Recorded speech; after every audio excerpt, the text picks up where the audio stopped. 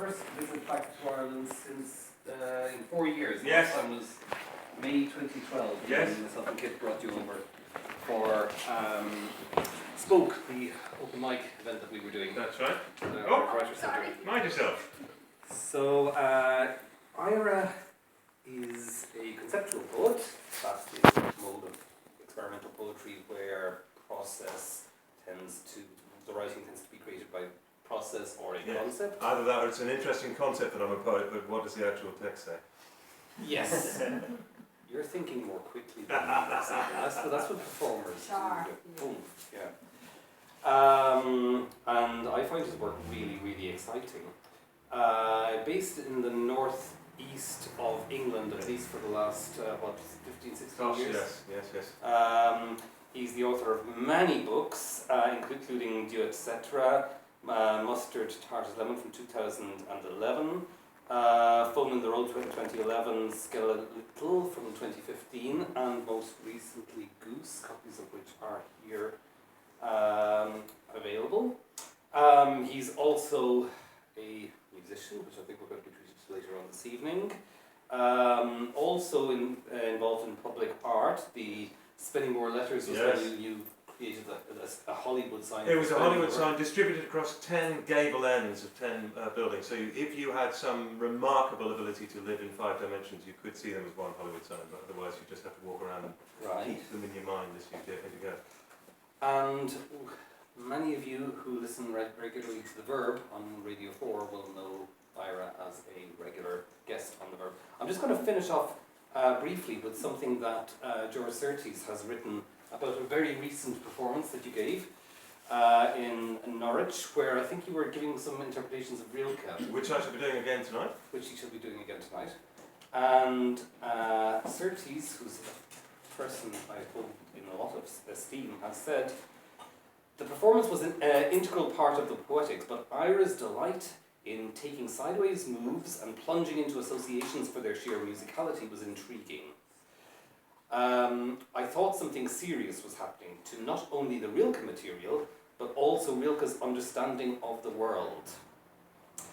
Ira's interpretation of Rilke offers the possibility of redefining the art of poetry performance as something that does not stand in front of the words and says, "Look at me," meaning the performer, but as something in which the performer and performed form a unity. And this is something I really like. A unity that does no disservice to either, but amplifies the experience of the poetic as an indivisible whole. Ladies and gentlemen, Ira Lightmam. What would it be if I then didn't do any of the Rilke poems? No, I was always planning to. Right, okay. Well, I know what you're thinking. What has Ira got in his poetry umbrella tonight? And the answer to that is Latin poetry, which I love translating. I'm going to read a few translations during the evening. And I won't always do it, but on this occasion I'm going to read the original Latin as well as the English, but so that you have a sense of the beauty in which poetry is both meaning and sound, both lyrical release and gesture.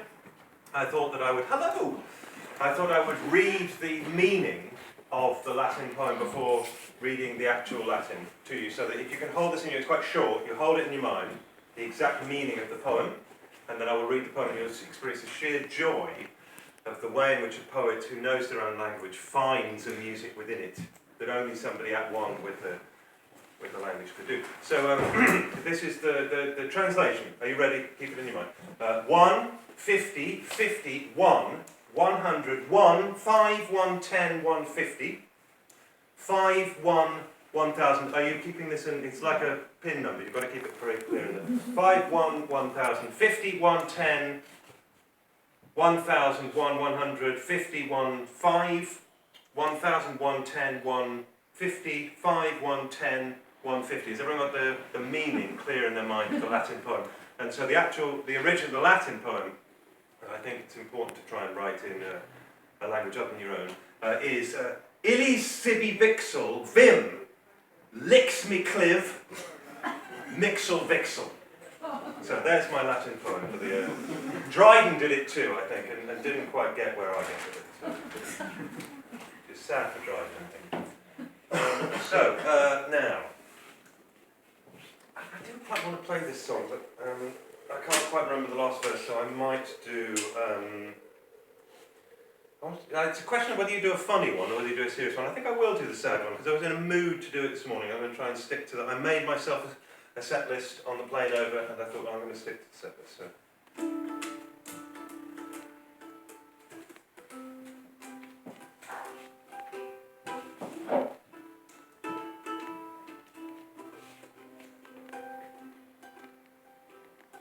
If you're alright, can you be good? If you're alright today, I wish you'd farewell, farewell, farewell, farewell.